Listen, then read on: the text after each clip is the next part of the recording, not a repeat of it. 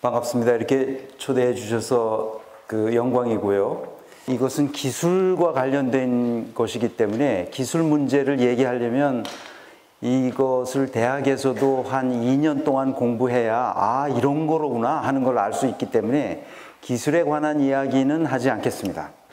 그렇지만 이런 기술이 나오는 배경, 이 기술이 우리 사회에 어떻게 적용되어야 되는지, 이것이 어떤 철학적 배경에서 나오게 됐는지, 이런 기술이 나오려면 도대체 어떤 상황이 만들어져야만 이런 기술이 나올 수 있는 것인지, 이런 것에 대해서 잠깐 말씀을 드려보겠습니다. 유독 이 우주에서 인간만이 문명을 만들어 왔습니다. 문명이란 무엇인가? 한마디로 얘기하면 인간의 이성을 작동시켜서 이 세계를 이해하는 개념들의 총체, 이것이 문명입니다. 그러니까 이 세계를 이해하는 지식의 총체가 문명이라는 거죠.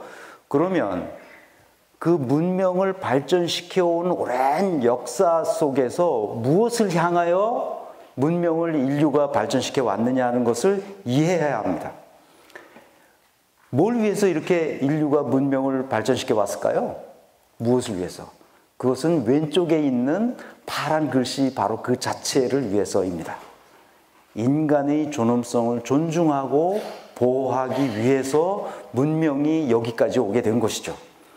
그러면 수만 년 전, 수천 년 전, 이제 중세까지만 보더라도 중세는 하나의 신앙, 하나의 가치, 하나의 해석만이 존재하는 집단이었어요. 유럽의 중세가 그랬죠. 그래서 그것을 뭐라고 라틴어로 말하느냐 하면 코무니타스라고 했습니다. 코무니타스란 말은 하나의 신앙, 하나의 가치, 하나의 해석만이 존재하는 집단을 말하는 거예요. 커뮤니티죠. 그런데 그런 답답한 세상에 살던 인류가 이제 새로운 생각을 하기 시작해서 혁명을 일으키기 시작했단 말입니다. 그러니까 혁명을 거듭해왔죠. 그러니까 문해혁명에서부터 산업혁명까지 계속 인류는 수백 년에 걸쳐서 혁명을 일으켜왔어요. 저는 그래서 혁명주의자죠.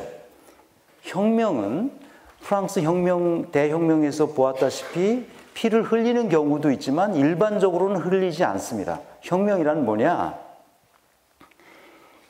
지배받는 사람들의 의지를 모아서 지배하는 사람들의 의지를 꺾으면 그것이 혁명인 거예요.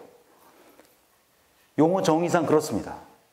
그러니까 산업혁명은 산업자본가들이 돈을 많이 벌어서 생산성이 향상되고 기술이 발전하고 그래서 기존에 있던 귀족 계급들을 그들의 의지를 꺾어버린 거예요. 무슨 피를 흘린 적이 없죠. 그래서 혁명이 계속 오늘날까지 계속되고 있어요. 그런데 그런 혁명이 아까 말씀드렸던 인간의 존엄성을 존중하고 보호하는 방향으로 가기도 하지만 그렇지 않은 방향으로 가기도 해요. 그래서 궁극적으로는 인간의 존엄성이 존중되고 보호되는 방향으로 가야 되는 거죠. 우리는 그렇게 가야 하는 그런 당위성을 잘 이해하고 지금부터 산업혁명에 대해서 얘기하려고 해요. 산업혁명을 우리가 이해해야만 제4차 산업혁명도 이해할 수 있죠. 산업혁명이라는 말을 왜 썼느냐 하면 시민혁명도 아니고 문화혁명도 아니고 과학혁명도 아니고 왜 산업혁명이라는 말을 썼느냐 하면 산업이란 말은 라틴어로 인두스트리아에서 나온 말이에요. 이것은 뭔가 텐저블한, 눈에 보이는, 손으로 만질 수 있는 뭔가의 물건을 만들어내는 현상을 인두스트리아라고 했어요. 그러니까 산업은 우리말로는 그걸 산업이라고 부르죠. 이렇게. 그러면 이 산업이라는 것은 무언가를 생산하는 것을 말해요. 생산하는 방식이 근본적으로 바뀌었기 때문에 산업혁명이라고 부르는 거예요. 그래서 그 얘기를 하려고 합니다. 18세기 후반에 영국에서 맨체스터 근처죠. 거기서 산업혁명이 일어났어요. 인류가 최초로 인간의 근육, 기껏 해봐야 동물의 근육을 활용하던 생산 방식에서 기계 문명으로 들어갔단 말이에요. 그러니까 엄청난 생산성 향상이 일어났겠죠. 그래서 산업 자본가들이 생겨나서 산업 자본가들의 힘이 엄청 커진 거예요. 그래서 어떻게 됐어요?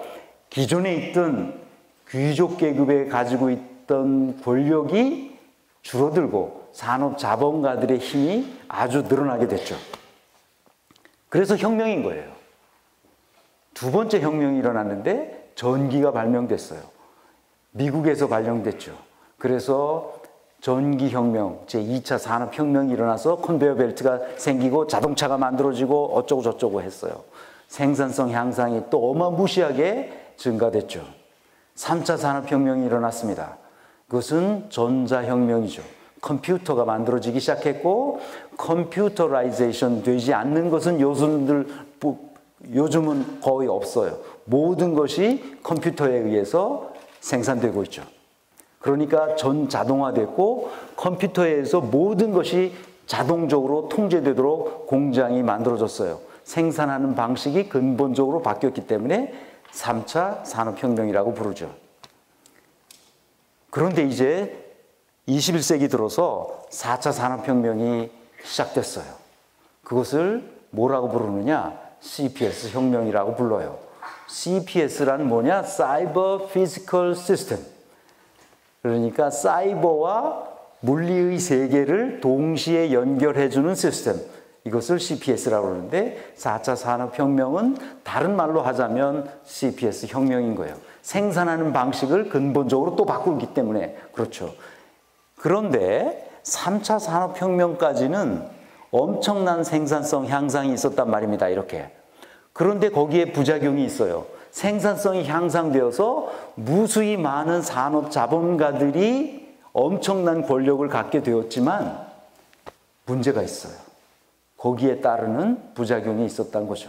그것이 부의 불평등인데 영국의 산업혁명이 처음 시작됐을 당시에 기계 문명이 드러나서 생산성 향상이 일어나고 자본이 축적되고 기술이 발전되고 있었지만 그것에 비례하여 어쩌면 더 많이 극빈자들이 생겨나기 시작했죠.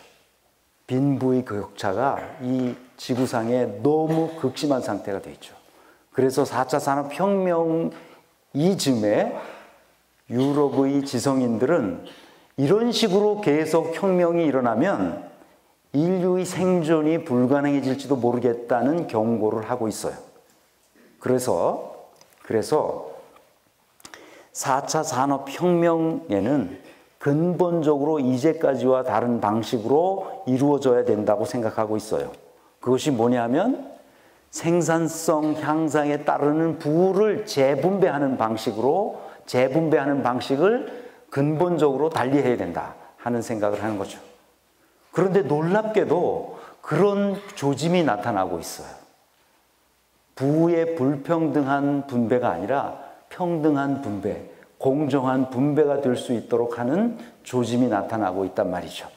그래서 그 세 가지 현상을 여러분들에게 소개하려고 합니다. 그래야 4차 산업혁명의 본질이 무엇인지 이해할 수 있고, 두 번째로 그래야 앞으로 얘기하려는 블록체인 기술이 뭔지를 이해할 수 있습니다. 첫 번째 4차 산업혁명의 특징은 3차 산업혁명과는 전혀 다른, 완전히 다른 방식이에요. 3차 산업혁명까지는 중앙 집권화되어 있는 중앙 통제 시스템이었어요. 센트럴라이제이션 되어 있었죠. 이것을 4차 산업혁명에서는 CPS 생산 기술 때문에 이것이 완전히 분권화되지 않으면 안 되게 돼 있어요. 그래서 집중화되는 것과 분권화하는 것 사이에는 완전히 180도 다른 거잖아요. 그러니까 4차 산업혁명은 근본적으로 다른 거예요. 3차 산업혁명에서부터 완전히 도약하는 거죠. 두 번째는 구성원들이 지금까지는 위에서 중앙 집중돼 있기 때문에 맨 위에 피라미드 조직의 맨 꼭대기에서 아래로 통제하고 명령하고 지시하고 복종하는 방식의 타율성을 요구했어요. 그런데 이제는 그렇게 하면 안 되는 시대가 됐죠. 어떻게 해야 되냐? 이렇게 하는 거예요. 자율성. 이 자율성이 매우 중요해요. 여러분, 자율성이라는 말은 분권화에서 나오는 말이에요. 분권화되지 않으면 자율성이 필요 없어요. 중앙 통제하는데 왜 자율성이? 시키면 시키는 대로 하면 되죠. 지금은 시키면 시키는 대로 하는 조직은 생산성이 떨어져요. 창의성은 물론 떨어지죠. 그러니까 자율성이 무엇인지를 아는 것이 굉장히 중요한 시대가 되었어요. 마지막으로 조직 운영 방식은 그래서 하이라키를 가지고 있지 않고 수직적 지배와 통제의 방식이 아니라 어떻게 해야 되냐면 수평적인 네트워크 방식으로 조직이 운영되도록 해야 돼요. 서로 연대하고 보충해 줄 수 있도록 해야 되죠. 그러니까 생산 방식을 근본적으로 바꾸는 이 분권화 체제를 시스템적으로 강제하도록 치유해 줘야 됩니다. 그래 우리 사회가 바뀌어요. 두 번째는 이 개념, 이 분권화, 자율성, 연대와 보충의 네트워킹, 이것은 그냥 우리 머릿속에서 상상한다고 되는 게 아니고 우리의 삶의 방식을 근본적으로 바꿀 수 있는 정신적 토대, 즉 사상과 철학이 바뀌어야 됩니다. 그것을 설명해 드리려고 하는 거죠. 4차 산업혁명의 핵심 기술을 설명하겠습니다. 아까 CPS 혁명이라고 말씀드렸는데 사이버 피지컬 시스템, 그 다음에 IoT, 기타 부속 기술들은 모두 다 생산 방식을 근본적으로 혁명적으로 바꾸고 있어요. 그러니까 왜 바뀌었느냐 하면 인간의 존엄성을 존중하고 보호하기 위해서 저런 생산 방식을 바꾼 거예요. 누가? 독일 사람들이. 도대체 생산 방식을 바꾸는 게 무슨 인간의 존엄성과 관련이 있느냐 이렇게 생각하실지 모르겠는데 아주 밀접한 관련이 있어요. 어떻게 관련이 있느냐 하면 각 개인들은 자기가 자동차를 사도 나만 쓸 수 있는 자동차, 내 취향에 맞는 자동차, 내 체형에 맞는 자동차, 이 지구상에서 단 하나밖에 없는 자동차를 갖고 싶잖아요. 그러니까 벤츠나 BMW나 폭스바겐에 주문할 때 요렇게 해달라고, 요렇게 해달라고, 요렇게 해달라고 하는 거예요. 그러면 그것을 대량 컨베이어 벨트 시스템에서 만들면 가격이 많이 높아지죠. 만들 수는 있지만. 그렇지만 CPS 기술을 활용하면 맞춤형 생산이 가능해져요. 그래서 그것을 Personalized Production이라고 해줘. 그러니까 개인 맞춤형 생산 방식이에요. 그러니까 이 컨베이어 벨트 시스템이 사라지고 운동장처럼 놓고 그것을 CPS 기술에 따라서 개별 맞춤형 생산 방식으로 공장을 바꿔가고 있어요. 지금 상당히 바꿔가고 있고 독일 문서에 따르면 2035년 정도 되면 4차 산업혁명이 원숙한 지경에 이를 거라고 내다보고 있는데요. 어찌 되었든 CPS 기술과 IoT 기술을 이 두 가지 기술은 공장의 생산 방식을 맞춤형, 개별 맞춤형 생산 방식으로 혁명적으로 바꾸고 있다는 거예요. 그러니까 누가 위에서 컴퓨터가 또는 중앙 통제 시스템에서 통제하는 건 아니고 스스로 CPS 기술이 그렇게 만들어 간다는 그런 뜻입니다. 두 번째, 빅데이터나 AI나 클라우드 컴퓨팅이나 또는 여러 가지 다른 부수 기술들은 왜 나오게 되냐면 그것은 개별 맞춤형 서비스를 하기 위해서 나온 거예요. 그것도 개별 맞춤형 서비스를 해야 되니까 인간의 존엄성을 존중하고 보호하는데 아주 적합한 거죠. 그래서 첫 번째 개별 맞춤형 생산 방식, 개별 맞춤형 서비스 방식으로 바뀌었어요. 마지막 세 번째 기술은 블록체인 기술이에요. 제가 오늘 조금 더 설명하려고 하는 이 블록체인 기술은 개별 맞춤형 거래 방식을 창조해낸 겁니다. 그러니까 내가 다른 사람과 거래하고자 할 때 중간에 누가 신뢰할 만한 사람을 거칠 필요가 없이 그대로 거래할 수 있는 거죠. 내가 상대방의 신용을 몰라도 믿을 수 있게 신용을 또는 신뢰를 만들어준단 말이죠. 뭐가? 소프트웨어 기술이. 그렇기 때문에 거래를 내 맞춤형으로 할 수 있게 만들어주는 기술이에요. 그러니까 다시 말하면 4차 산업혁명은 개별 맞춤형 사회를 지향한다는 뜻이에요. 블록체인이 나온 최신 기술인데 이 기술은 대단히 인류 역사 문명사를 통틀어서 대단히 획기적인 기술이에요. 그러니까 블록체인이라는 이 말의 의미는 그냥 단순히 코인에 투자해서 돈을 조금 더 버느냐 마느냐 하는 그런 문제가 아닌 거예요. 이것은 미시적으로 보면 안 되고 아주 거대한 담론으로 생각하셔야 돼요. 그 빅 히스토리가 필요하단 말이죠. 인류 문명사 전체를 놓고 봐서 블록체인 기술이 우리에게 주는 의미는 큰 도약을 인류에게 가져올 거라는 거예요. 무엇을? 신뢰를 창조하는 것이기 때문에 그래요. 우리가 이 역사를 보면 근대화된 국가들은 대부분 정부와 그 입법부와 또 사법부를 두고 전부 이 사회를 신뢰하는 사회가 되도록 만들기 위해서 여러 가지 제도적 장치를 만들어 왔지 않습니까? 근데 그렇게 해도 여러 가지 불합리한 점이 나타나고 그래서 늘 갈등이 생기고 그러는데 이런 블록체인 기술은 그것이 소프트웨어이지만 이 소프트웨어 그 자체가 신뢰할 수 있도록 만들어준다는 거예요. 이 놀라운 기술이죠. 그러니까 이 기술이 우리 사회에 발전되기를 저는 간절히 여러분에게 원해서 이 강의를 하는 겁니다. 빅 히스토리는 문명사적으로 완전히 다른 문명으로 우리가 들어가게 되었다. 여러분 인터넷 쓰시는 분들이 있잖아요. 그러니까 인터넷은 해킹도 되기도 하고 여러 가지 좋지 않은 것들이 떠돌아다니기도 하고 그러는데 블록체인 기술에 의하면 완전히 새로운 세계로 인터넷의 세컨 버전이다 이렇게 말씀드릴 수 있는데 이것은 신뢰를 창조하는 세컨 버전이란 말이죠. 그러니까 놀라운 거예요. 거대한 시야, 이 지구촌 전체를 놓고 보시길 바랍니다. 인류 전체를 놓고 보세요. 지금 헐벗은 생명들이 너무 많습니다. 우리는 정말 다행히 근대화 과정에서 경제 발전을 해서 여기까지 왔지만 그렇지 못한 나라가 너무 많습니다.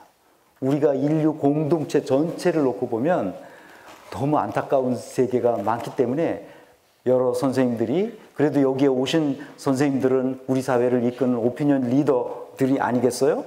그렇다면 이런 국가주의적인 사고나 민족주의적인 사고나 또는 이런 인종주의적인 사고에서 벗어나서 이렇게 거대한 시야로 문명을 생각하고 인류 전체를 생각하고 지구촌을 생각하는 방식으로 이렇게 스케일을 넓혔으면 좋겠습니다. 두 번째, 세 번째 블록체인의 의미는 창조적 관점에서 바라봐야 돼요.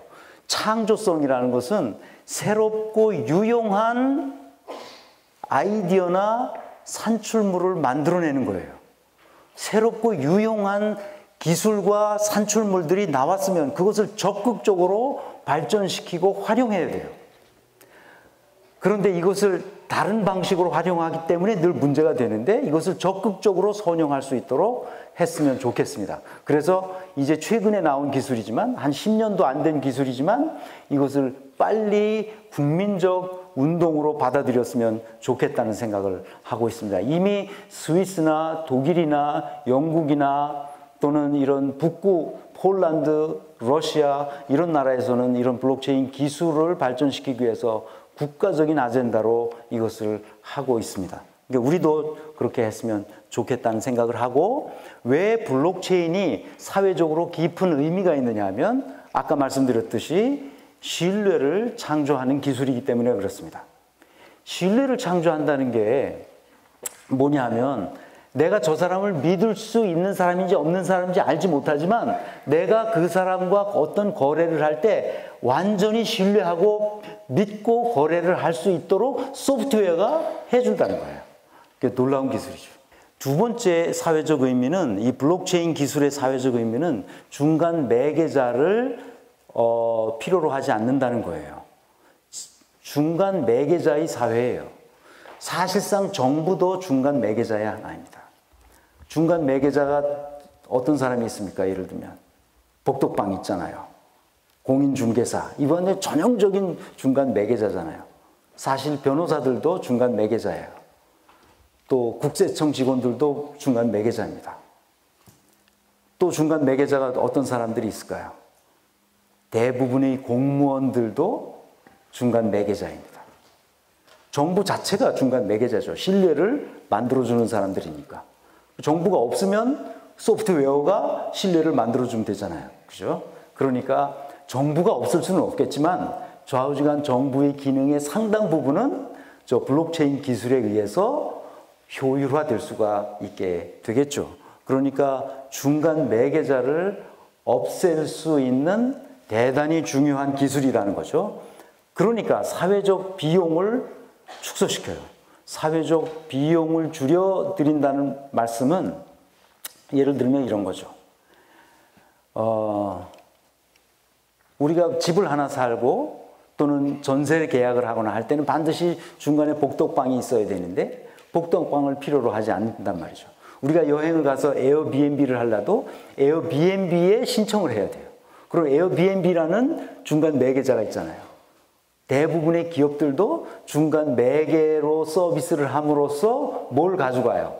그 수수료를 가져가는데 이런 것들이 대부분 저 소프트웨어에 의해서 블록체인 기술에 의해서 사라질 수 있게 만들어요. 그러니까 사회가 얼마나 효율적으로 생산성이 높아지겠어요. 그러면 직업이 없어진다고요? 직업이 없어질 수 있죠. 직업이 없어지면 뭘 먹고 사느냐고요? 먹고 살기 어렵게 되겠죠. 그럼 어떻게 되느냐고요? 그러니까 이제 다른 선생님이 얘기하실지 모르겠는데 그러니까 기본소득을 빨리 해야 되는 거죠. 그래서 누구나 다 보편적인 인간적인 삶을 살 수 있는 사회가 되도록 만들어야 되고 더 노력해서 더 좋은 산출물을 만들어낸 사람들은 그것에 상응하는 보상을 받을 수 있는 사회가 되도록 하면 되죠. 아무 노동을 하지 않더라도 인간적인 삶을 살 수 있는 사회가 됐으면 좋겠습니다. 그래서 독일의 그 공학 할리먼 그 카거만 교수가 우리나라에 왔을 때 노동연구원 연구위원들하고 대담하는 이야기를 제가 들었습니다만 제가 직접 들은 건 아니고 어떻게 질문했냐면 그 헤닝 카거만 교수에게 독일에서 4차 산업혁명이 진행되고 이런 기술들이 발전하면 일자리가 줄어드는데 어떻게 어떤 대안이 있느냐 이랬더니 카거만 교수는 그 질문 자체를 이해하지 못했습니다. 아니 일자리가 줄어드는데 독일은 어떻게 하려고 그럽니까? 이렇게 자꾸 물어보는 거예요. 그러니까 왜 이 사람들이 나한테 그 질문을 하는지를 이해를 못했단 말입니다. 그러니까 무슨 일이 벌어진 거예요? 웃기는 일이 벌어진 거죠. 자꾸 물어보니까 아니 그런 건 왜 걱정하느냐? 일자리가 없어지면 좋은 거 아니냐? 일자리 없애려고 우리가 기술을 발전시키는 건데 이상하지 않습니까? 우리 한국 사람들의 생각이. 일자리가 없어지면 너무 좋은 거지. 일자리가 없었는데 생산성은 높아졌어. 그러면 일하는 시간을 줄이면 되잖아. 아니, 바보들 아니야? 그런 말은 안 했겠지만, 좌우지간. 우리가 이 지구상에서 가장 많은 시간 노동을 해요. 근데 독일 사람들은 1300시간 정도 일하고 우리는 2100시간 일해요. 800시간 1년에 우리가 더 일한단 말이에요. 그럼 800시간 1년에 더 일하는 것은 1년 12달 중에 몇 개월을 더 일하는 거냐 하면 5개월을 우리가 더 일하는 거예요. 근데 5개월을 더 일하는데 실제로 독일 사람들이 생산한 산출물과 비교해보면 그 사람들이 산출한 것의 60%밖에 산출을 못해요, 우리가. 1년에 5개월을 더 일하고도 그 사람들의 60%밖에 산출을 못한다는 게 이런 멍청하기 짝이 없는 노동 방식을 우리가 취하고 있는 거예요. 그러니까 카거만 교수가 그러면 일하는 시간을 확 줄여서 서로 나눠서 일하거나 아니면 일자리 없는 사람들에게 소득을 그냥 주면 되는 거 아니야? 너무 뻔한 건데 그거를 왜 걱정하고 있어요? 이렇게 생각하는 사람들이 지금 사실 실업률이 3.5% 수준에서 왔다 갔다 하죠. 거의 경제학적으로는 완전 고용에 가깝습니다. 독일은. 근데 우리는 상당히 지금 청년 실업 때문에 굉장히 사회적으로 고통을 받고 있죠. 이게 문제인 거예요. 생각을 바꾸셔야 됩니다. 창조적 사고를 해야 하는 거죠. 그래서 개별 맞춤형 사회로 빨리 진화하도록 해야 되는 거죠. 개별 맞춤형 사회가 되는 데 있어서 가장 중요한 세 가지 기술이 있습니다. 그것이 바로 앞에서 이미 산업혁명을 설명할 때 말씀드렸던 그 세 가지, 그겁니다. 첫 번째, decentralization. 두 번째, autonomy. 세 번째, networking. 하나씩 보겠습니다. 시간이 없어서. decentralization, 분권화한다는 거예요. 피라미드형 조직을 우리는 가지고 있어요. 정부에서부터 기업에도 그리고 가정에도. 이렇게 돼 있는 조직의 특징은 승패의 패러다임으로 이 꼭대기에 올라간 피라미드 정점에 있는 1인에게 모든 권력을 다 집어줘요. 그 사람이 마음대로 하도록 해놓고, 그리고 여기에 올라가려면 경쟁을 하도록 해놨어요. 그러니까 승패의 패러다임으로 경쟁하게 하고 약육강식과 승자 독식의 원리에 따라서 올라가게 돼 있어요. 저 피라미드 꼭대기에 있는 장 자리에 앉은 그 사람이 모든 권한을, 아니면 대부분의 권한을 가지고 있어요. 그 사람의 명령에 의해서 조직이 움직이게 되죠. 그 사람이 이순신 장군이나 세종대왕 같은 사람이라면 아주 좋은 조직이 될 수 있을 가능성이 있지만, 그런 사람이 나타나기에는 500년에 한 2명밖에 안 나타나죠. 그러니까 가능성이 없는 거예요. 그러니까 이런 방식은 안 되는데 우리는 이런 방식을 아직도 버리지 못하고 있어요. 그러니까 이런 방식의 특징은 뭐냐? 이런 거예요. 지배와 통제, 명령과 복종, 나아가서 억압과 착취의 방식으로 조직이 운영되기도 해요. 그러니까 이런 방식으로 되면 윗사람이 모든 권력을 가지고 있기 때문에 이 사람의 빌부터 먹는 호위무사와 십상시들이 반드시 생겨요. 어떤 식으로 생기든지 생겨요. 그럼 이 사람들이 다 자기 역할을 잘 해주면 문제가 없는데, 이 사람들이 자기 역할을 할 리가 없잖아요. 그러니까 이 사람들 중에 한 사람이 이렇게 픽사리를 내요. 그러면 픽사리를 내면 다른 사람들이 보고 너무 배 아프잖아. 그러니까 다른 사람들 똑같이 따라해서 자기 주머니를 이런 식으로 채워가요. 서로 충성심을 경쟁하고 무임승차자가 나타나고 승진할수록 무능해진 상태가 나타나요. 이것이 공공연하게 가능하게 돼 있는 사회예요, 우리가. 부정부패의 먹이사슬로 가득 찼어요, 사회가. 김고은이라는 시나리오 작가는 굶어 죽었습니다.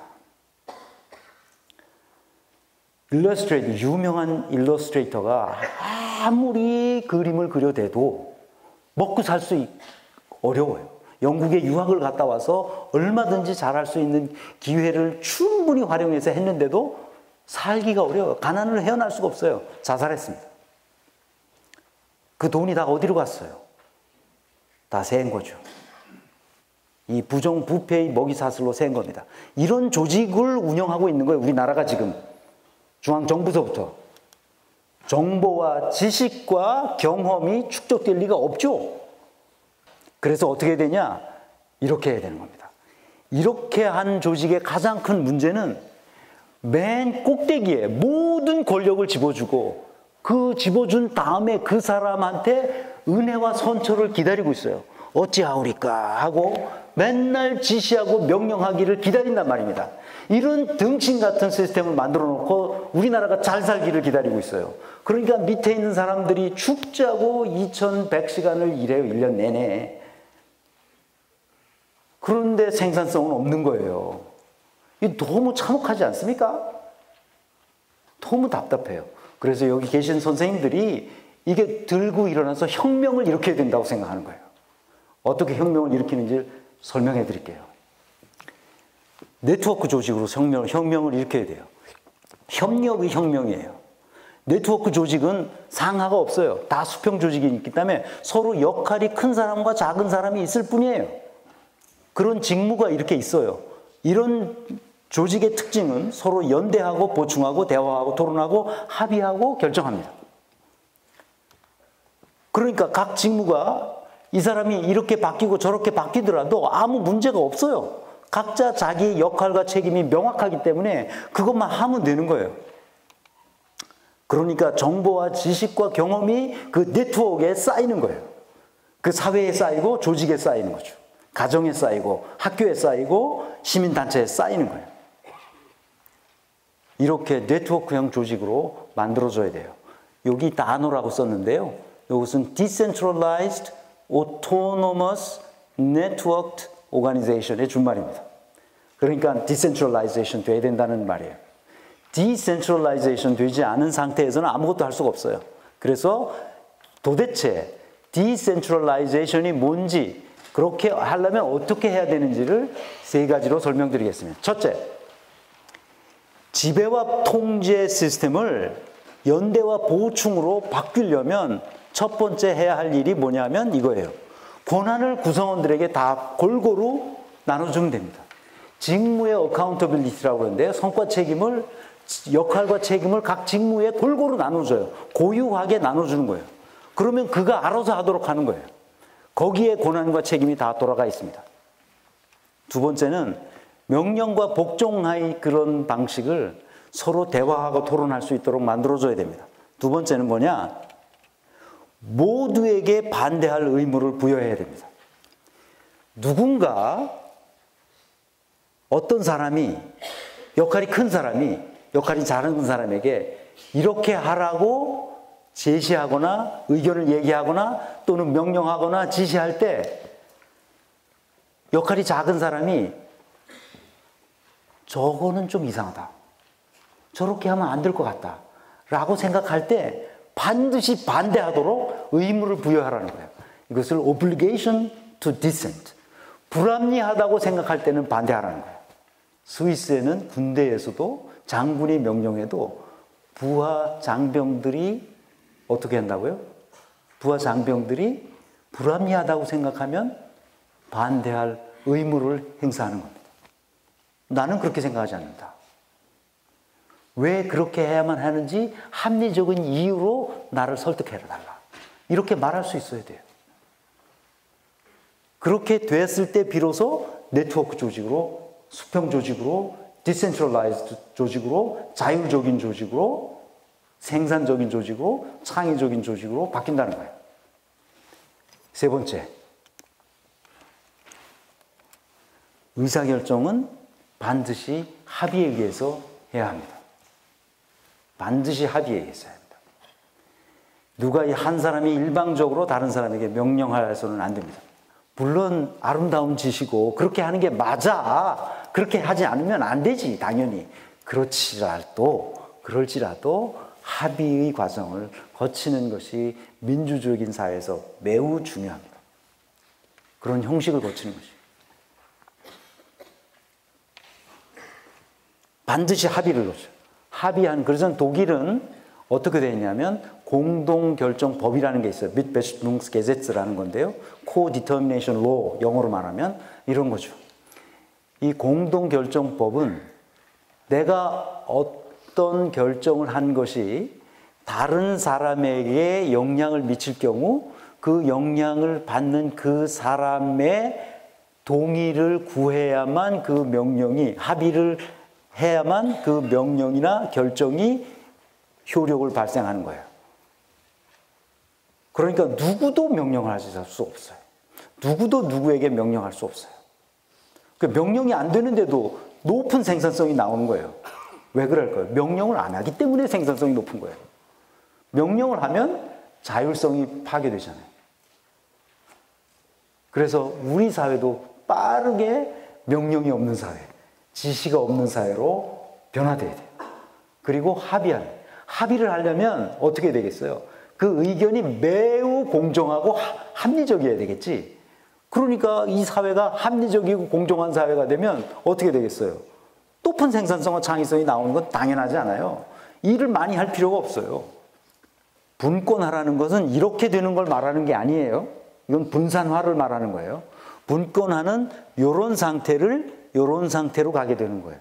그러니까 우리가 각 이제 광주광역시라고 그러면 광주광역시 내에 이렇게 이 중앙 통제 시스템에서 이런 우리나라 전체가 각 지역별로 각자 다 자기가 자율적 주체가 되도록 이렇게 디센트럴라이제이션 하는 걸 말해요. 이렇게 인간 조직이 이렇게 되기는 매우 어렵습니다. 왜냐하면 인간은 불완전하기 때문이죠. 인간은 누구나 불완전해요. 이렇게 될 수 있는 것은 그냥 이론적으로 그렇게 될 수 있고 사물들은 저렇게 배치할 수가 있어요. 그러나 인간사는 이렇게 되는 것보다 이런 방식의 분권화가 훨씬, 이것을 요새 나오는 말로는 탈중앙화라고 그러는데 탈중앙화라는 번역은 옳지 않은 것 같아요. 탈한다는 것은 탈피한다는 거예요. 우리 중앙에서 탈피하는 게 아니잖아요. 누구나 중앙이 되도록 만든다는 것이기 때문에 분권화라는 말이 오히려 더 적합한 것 같습니다.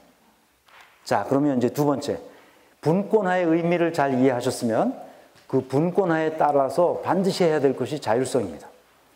자율성이라는 개념을 이해시키는 것도 너무 어려워요. 자율성은 이런 겁니다.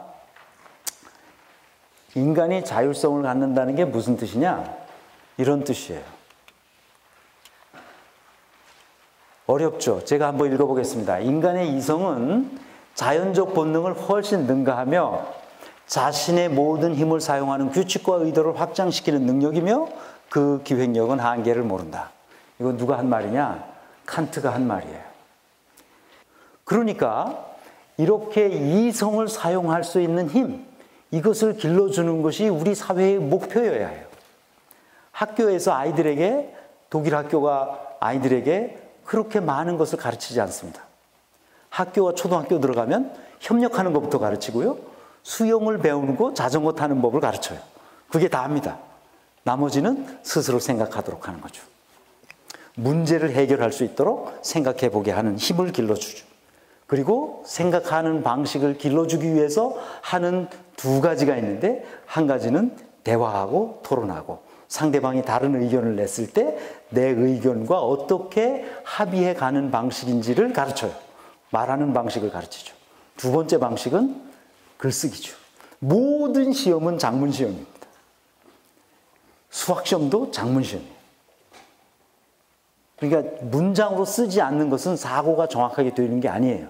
그렇기 때문에 문장을 쓰도록 가르치죠.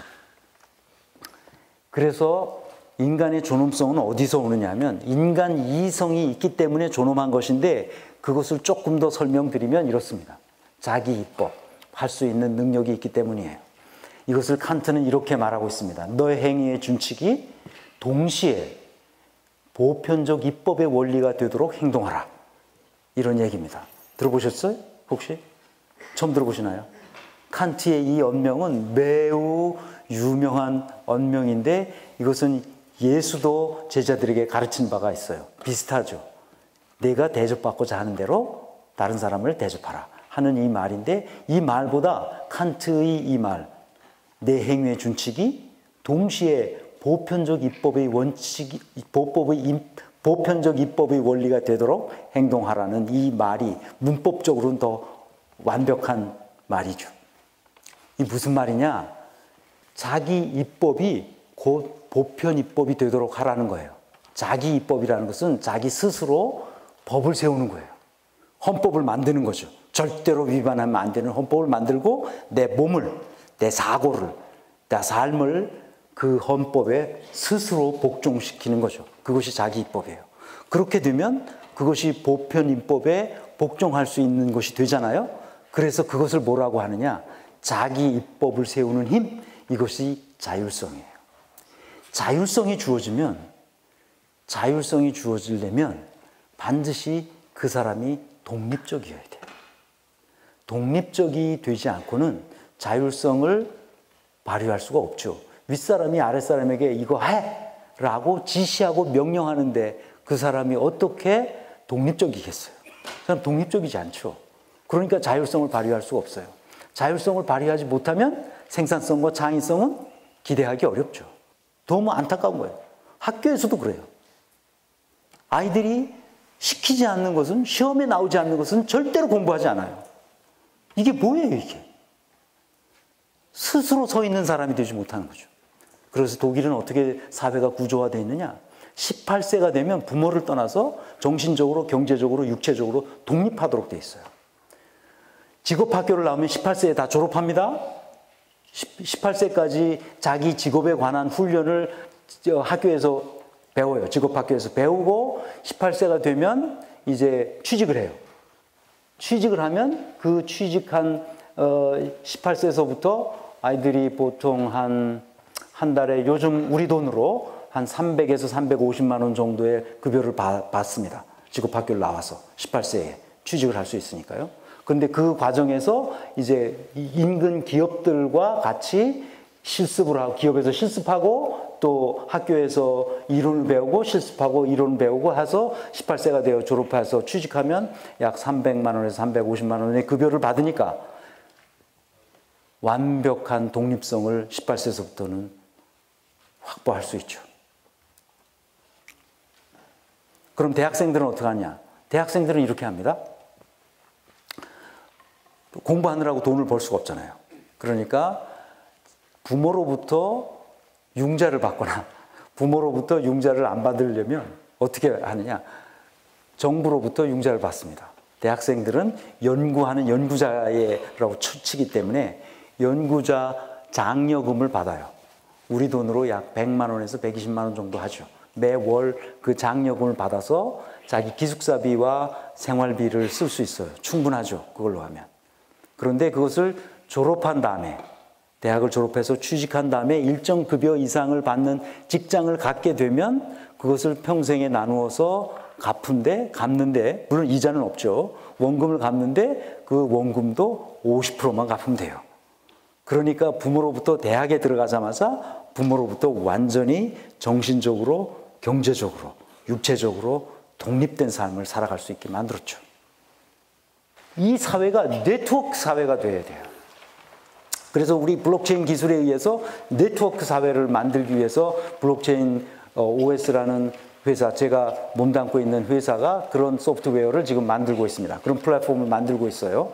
그래서 그런 프로토콜을 만들어서 누구라도 전 세계인이 쓸 수 있도록 오픈 소스로 할 테니까 여러분들도 오셔서 보시고 같이 동참하시면 좋겠습니다. 네트워킹이란 뭐냐? 네트워킹은 그냥 카톡에다 서로 문자질 하는 게 네트워킹이 아니에요. 진짜 중요한 것은 여기 나오는 게슈탈트를 공유하는 겁니다. 게슈탈트란 뭐냐? 전모, 전체, 그 전체를 공유하는 거예요. 그것이 바로 네트워크예요. 그래, 커뮤니케이션은 대화하고 토론하는 것인데, 커뮤니케이션이란 뭐냐? 커먼을 만들어내는 거예요. 커먼. 공공재, 커먼스가 공공재 아닙니까? 그 공공재를 우리가 많이 만들어내면 낼수록 그 사회는 커뮤니케이션이 잘 되는 거죠. 그래서 게슈탈트를 만들어내고 그것을 개방하고 투명하게 만들어내는 거예요. 이렇게 하려면, 커뮤니케이션이 되려면 신분과 계급이 없는 사회라야 돼요. 다만 차이가 있다면 서로 역할과 책임의 차이가 있는 것뿐이죠. 이렇게 되었을 때에만 우리 사회는 4차 산업혁명이라는 이 혁명적인, 말하자면 21세기 우리가 살아가는 이 혁명을 우리가 충분히 향유할 수 있게 된다, 그런 말씀입니다. 신분과 계급이 없는 사회, 회사에서, 여러분이 직장에서, 그리고 가정에서 계급이 없는 사회, 신분의 차이가 없는 사회, 다만 역할과 기능과 뭐만 차이가 있어요? 책임의 범위만 차이가 있지만 다 같은 수평적인 그런 사회, 그런 사회가 되어야만 4차 산업혁명이 요구하는 조건을 충족시켜서 그것을 향유할 수 있게 될 것이다. 높은 생산성과 창의성을 만드는 사회가 될 것이다, 이렇게 생각합니다. 혹시 지금 아주 주마간산으로 했는데 한번 정리하자면 이런 겁니다. 분권해야 된다. 중앙 집중식으로 되어 있는 것은 완전히 파괴하고 해체해서 분권화시켜라 하는 것이고요. 두 번째는 자율적인 인간이 되도록 자율성을 확보할 수 있도록 해야 된다는 것이고, 세 번째로 네트워킹을 해야 된다라는 얘기를 했습니다. 이 세 가지를 잊지 마시고 늘 실천해 주시면 좋겠습니다. 이것을 구체적으로 어떻게 하느냐 하는 것은 나중에 기회가 되면 같이 공부할 수 있도록 그렇게 했으면 좋겠습니다. 마치겠습니다.